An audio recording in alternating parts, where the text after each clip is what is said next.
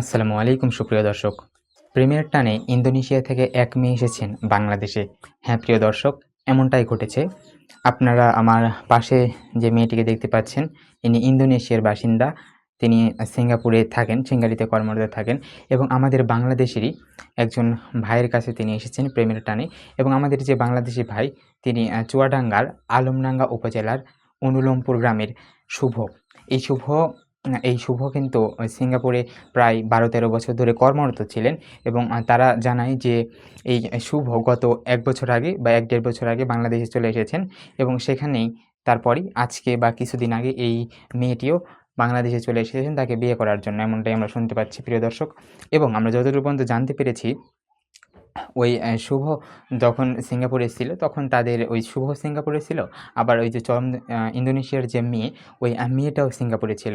তখন যারা সিঙ্গাপুরে থাকতো তাদের ফেসবুকে পরিচয়, তারপর কথাবার্তা, তারপর থেকে তাদের প্রেম। এবং এই পর্যায়ে ওই মেয়েটি বাংলাদেশে শুভকে বলে বাংলাদেশে চলে এসেছে তাকে বিয়ে করার জন্য এবং পরিবার বিষয়টিকে ভালোভাবেই দেখছেন।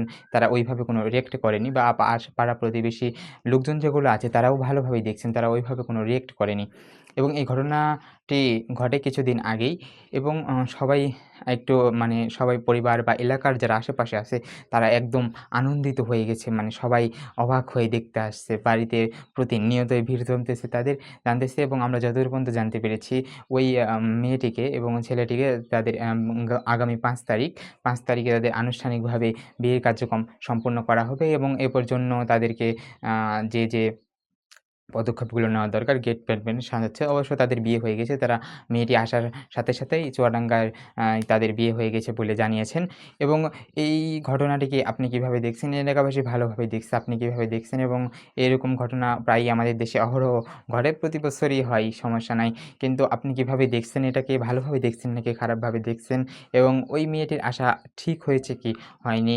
সেগুলো মন্তব্য যদি আপনার কোনো কিছু থাকে এই বিষয়ে, তাহলে অবশ্যই কমেন্টে জানাতে পারেন। ভিডিওতে লাইক করে, কমেন্ট করে, শেয়ার করে আমাদের সাথে যুক্ত হয়ে থাকবেন। আজকে এখানেই বিদায় নিচ্ছি। দেখা হবে নতুন কোনো ভিডিওতে, নতুন কোনো এপিসোডে আরও এক চাঞ্চল্যকর তথ্য নিয়ে। ততক্ষণ পর্যন্ত সবাই ভালো এবং সুস্থ থাকবেন।